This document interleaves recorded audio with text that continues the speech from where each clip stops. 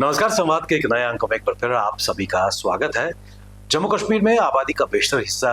Agriculture और allied sector से जुड़ा हुआ है और इसमें कोई दो राय नहीं है कि डायरेक्टली या इनडायरेक्टली हॉर्टिकल्चर जम्मू कश्मीर में एक बहुत बड़ा अर्थव्यवस्था में अपनी कंट्रीब्यूशन कर रही है। जम्मू संभाग की अगर बात करें तो यहाँ पर वेरिड एग्रीकल्चर क्लाइमेटिक कंडीशंस है, जिसका फायदा विभाग द्वारा किसानों को दिया जा रहा है और इसके पीछे उद्देश्य यही है कि किसानों की आमदनी बेहतर हो सके, किसान एक बेहतर तरीके से अपनी जिंदगी जी सके। किस प्रकार विभिन्न योजनाओं के तहत, सेंट्रल स्पॉन्सर स्कीम्स के तहत जम्मू कश्मीर और जम्मू संभाग में हॉर्टिकल्चर डिपार्टमेंट किसानों को फायदा पहुंचा रहा है, इन सब पर बात करने के लिए हमारे साथ आज कार्यक्रम में खुद जुड़ चुके हैं डायरेक्टर हॉर्टिकल्चर जम्मू श्री गुल सईद चौधरी साहब। सर, स्वागत है आपका हमारे कार्यक्रम। शुक्रिया सर साहब, सबसे पहले मैं जानना चाहूंगा कि किस प्रकार विभाग किसानों तक सरकार की जो नई स्कीम्स हैं उनको अवेयर करने का प्रयास कर रहे हैं ताकि आहिस्ता आहिस्ता इनको इम्प्लीमेंट करके अपनी जिंदगियों में एक बेहतर सुधार ला सके। महकमा बागबानी हर वक्त कोशिश करता है कि हमारे ज़्यादा से ज़्यादा किसान जो हैं वो महकमा की स्कीमों का फ़ायदा उठा सकें। इस सिलसिले में पहले तो ये है कि महकमा का एक सेटअप है जो ग्राउंड लेवल तक है। जैसे कि हमारा जोनल लेवल पर हार्टिकल्चर डेवलपमेंट ऑफिसर होता है, हर एक डिस्ट्रिक्ट में जोन है और वहाँ पे एक हार्टिकल्चर डेवलपमेंट ऑफिसर हर एक जोन में है। इसी तरीके से गांव की मैं बात करूं, विलेजेस के साथ भी हमारे जितने टेक्नीशियंस हैं, फील्ड स्टाफ है, आगे जो हार्टिकल्चर का स्टाफ वो टाइम टू टाइम विज़िट करता है ताकि लोगों को मुख्तलिफ स्कीमों के बारे में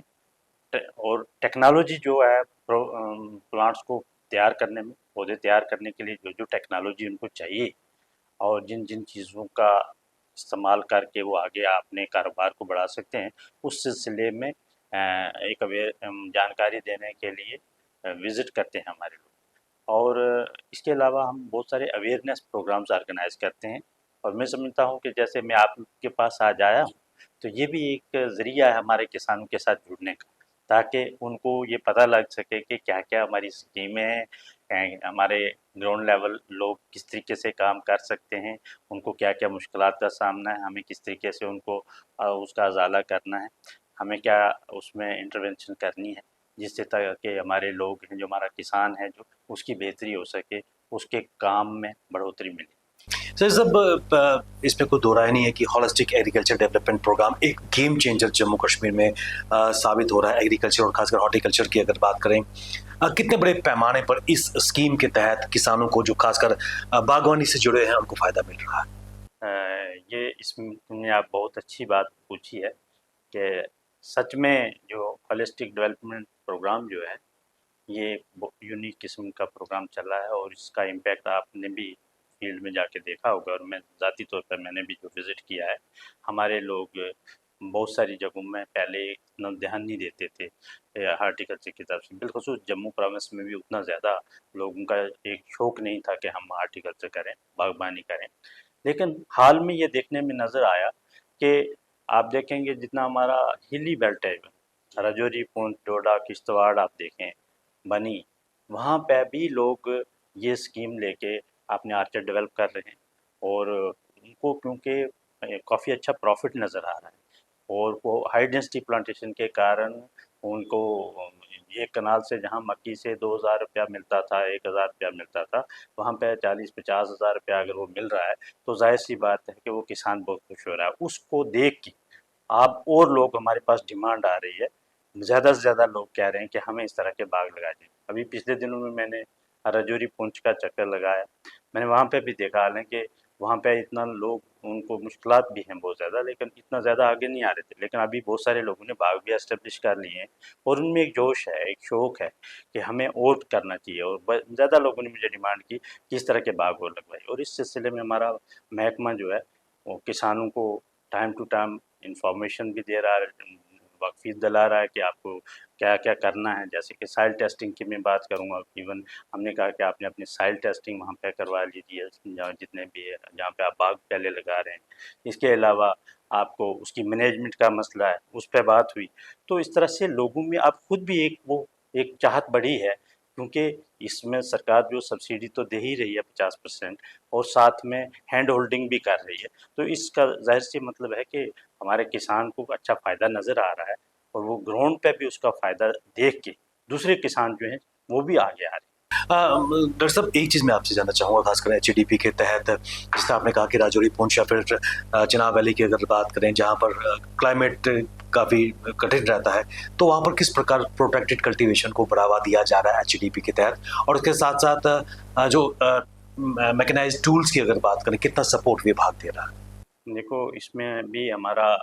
जैसे टूल्स की आपने बात की, P9 हमारी जो है प्रोजेक्ट नंबर 9 है, उसका मकसद ही यही है कि हमारे किसान को ज़्यादा से ज़्यादा मशीनरी के साथ जोड़ा जाए। एक छोटे किसान से लेके बड़े किसान तक, जैसे उसको ट्रैक्टर की ज़रूरत है, उसको ब्रश कटर की ज़रूरत है और जो भी उसको नीड है वो एज़ पर नीड वो ले सकता है और उसमें 50% सब्सिडी भी रखी गई है।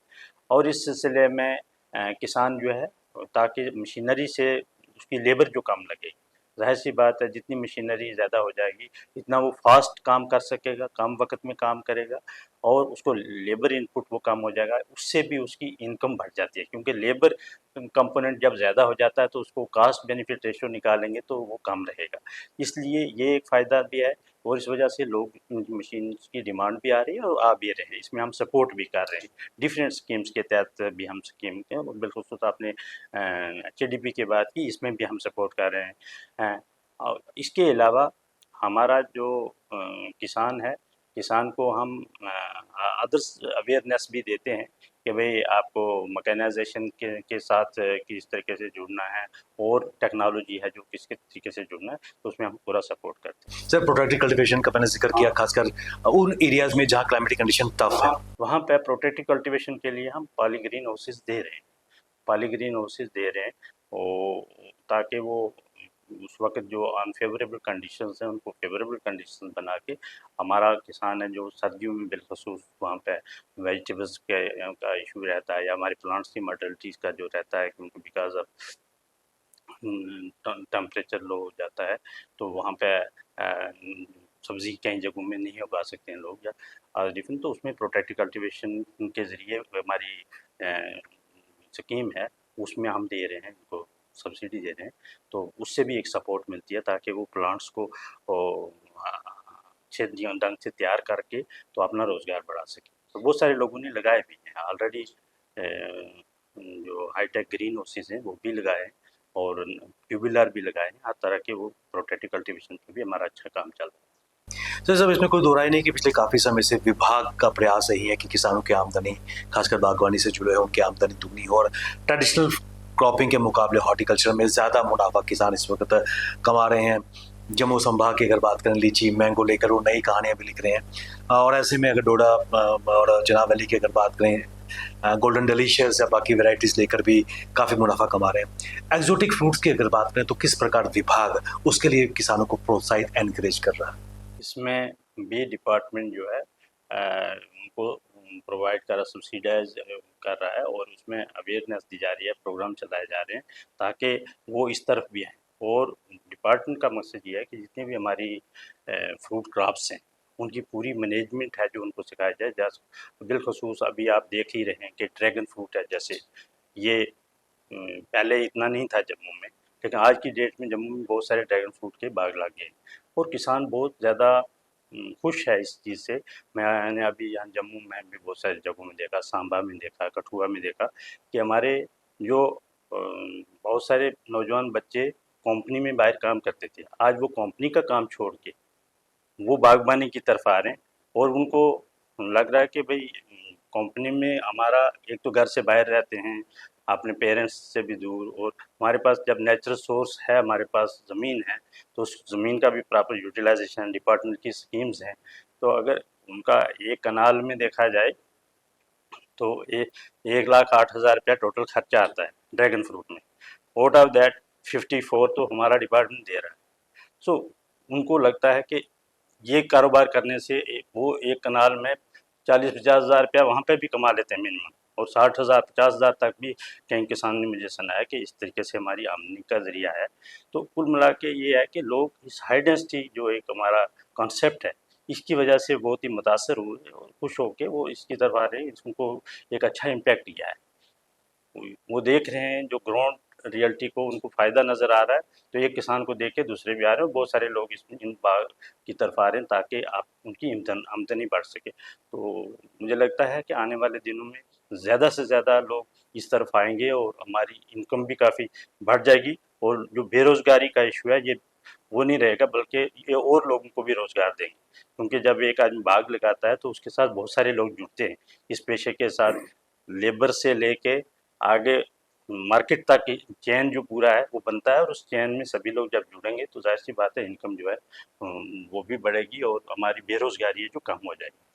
तो साहब एक इम्पॉर्टेंट चीज़ मैं डिस्कस करना चाहता हूँ। अक्सर देखा गया है कि जो दूर दराज के इलाके हैं वहाँ पर सरप्लस क्रॉप होती है, चाहे एप्पल की बात करें, और उस दिशा में क्योंकि आपका एक तवील एक्सपीरियंस हॉर्टिकल्चर शोबे में रहा है, कैनिंग सेंटर्स की अगर बात करें किस प्रकार उसके माध्यम से वैल्यू एडिशन करके खासकर महिलाएं, वुमेन एम्पावरमेंट की हम बात करते हैं, उनको एक सशक्त माध्यम मिल सके, ना केवल आमदनी का बल्कि सिर उठा के समाज में आगे बढ़ने का। देखो, ये सेक्टर है जो बहुत इम्पोर्टेंट सेक्टर है हमारा हार्टिकल्चर का, क्योंकि हम देखा गया है कि हमारा फ्रूट्स और वेजिटेबल्स जितना भी हम तैयार करता है, हमारा किसान मेहनत मशक्क़त के साथ तैयार करता है, तो वो सारे का सारा यूटिलाइज़ तो हो नहीं पाता है। उसमें से 30 से 40% जो है वो कंज्यूमर तक नहीं पहुंच सकता है, वो अगर हम उसका सही मैनेजमेंट नहीं करेंगे तो उसमें खर्चा रहता है कि वो गल सड़ जाएगा। कुछ पूरी पेरिशेबल क्रॉप्स हैं, जैसे आप सिंपल मैं आपको मिसाल दूं, टमाटर की बात कर लें या इवन हमारे फ्रूट्स में आप बहुत सारे फ्रूट्स की डिफरेंट लाइफ है। जैसे आप आंवला की बात करें तो आंवला को आप कंज्यूम ही नहीं कर सकते टिल आप इसकी प्रोसेसिंग नहीं करें। सिमिलरली आप ने सेब की बात की या ये है अपना मैंगो है या कोई भी फ्रूट क्रॉप है, तो आप देखते हैं कि उसकी शेल्फ लाइफ किसी की 5 दिन 10 दिन यही कुछ है, कुछ की बहुत कम है। तो इसका पोस्ट हार्वेस्ट मैनेजमेंट के जो है वो बहुत इम्पॉर्टेंट है। उसके लिए हम डिपार्टमेंट हमारा जो है एक तो ट्रेनिंग देता है, डिफरेंट किस्म के शॉर्ट टर्म ट्रेनिंग कोर्सेज रखे हुए हैं हमने।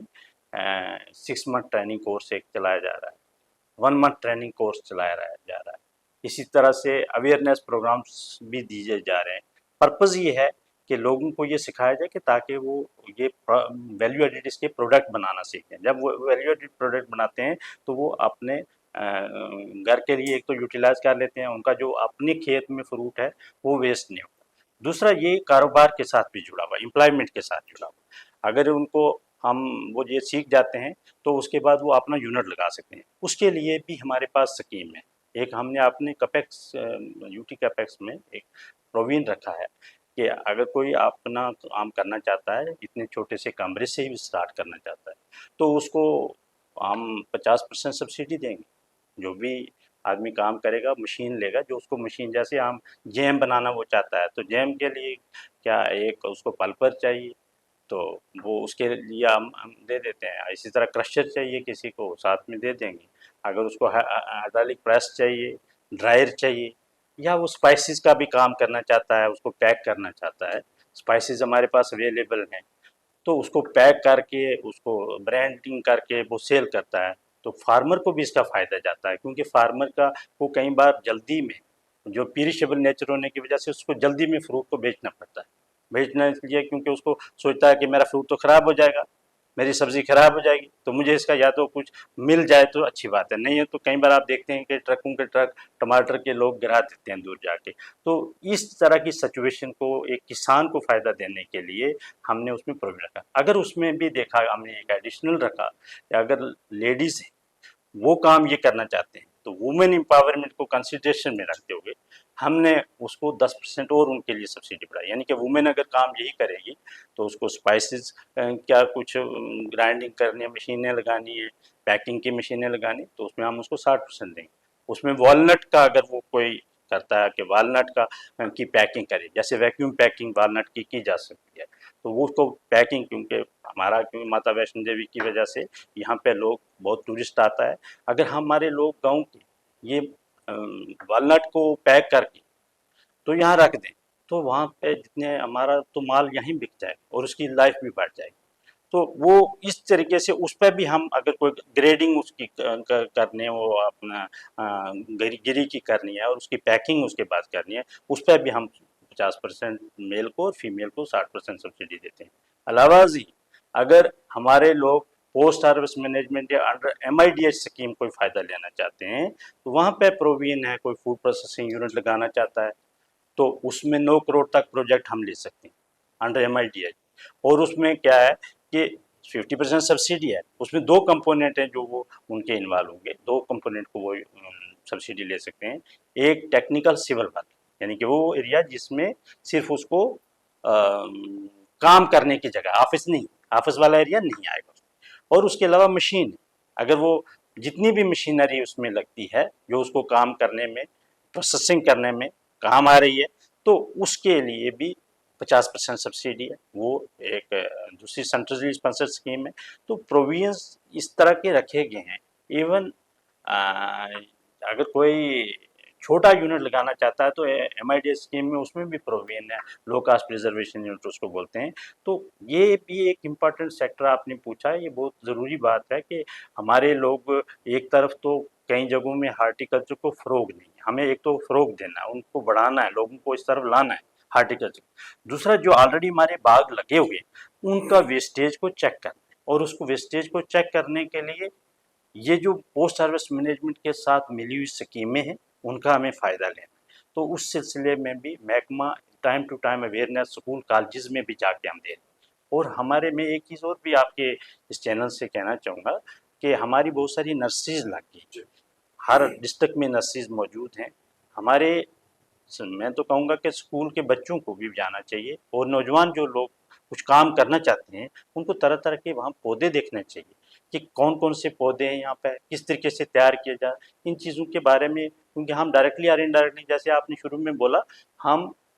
एग्रीकल्चर हार्टिकल्चर से जुड़े हुए और हमारी बड़ी पॉपुलेशन जो है वो किसान पेशे से जुड़ी हुई है।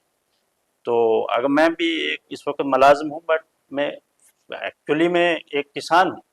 मैं भी एक गांव से हूँ। तो इस तरीके की हमारी सबकी सोच होनी चाहिए सीखने की, और उस सिलसिले में बच्चों में एक क्यूरियोसिटी भी है, और बच्चे भी जब इन चीज़ों से देखते हैं तो वो चीज़ हमारी एक अवेयरनेस उस पूरे इलाके में भी जाती है, और बच्चों को खुद एक कंसेप्ट बनता है कि भाई हमें ये चीज़ ऐसे कर, जैसे ड्रैगन की बात है, शायद ही चंद लोगों ने ड्रैगन देखा होगा पहले, आजकल ड्रैगन आ रहा है, तो अगर वो ड्रैगन के बाग में जाएंगे तो जाहिर सी बात है वहाँ पे उनका कंसेप्ट चेंज होगा, ये तो बहुत आसान है, मैं हर आदमी कहेगा मैं कर सकता हूँ।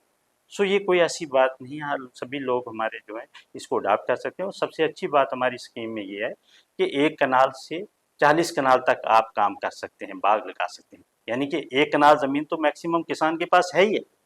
1 कनाल से कम की बात नहीं है, 1 कनाल बहुत आसान है हर एक के पास। तो 1 कनाल से भी अगर कोई शुरू करेगा, उसको जब इम्पैक्ट उसका नज़र आएगा कि ये तो अच्छा, ये तो अच्छी स्कीम, तो वो दूसरे साल 2 कनाल करेगा, 4 कनाल करेगा। तो रफ्ता रफ्ता हमें उसके फ़ायदे नज़र जब आते हैं तो हम उस चीज़ को बढ़ाते हैं। तो ये भी एक अच्छी बात है लोगों को। डॉक्टर साहब, एक चीज़ और भी मैं आपसे जानना चाहूँगा, मिड और HADP के अलावा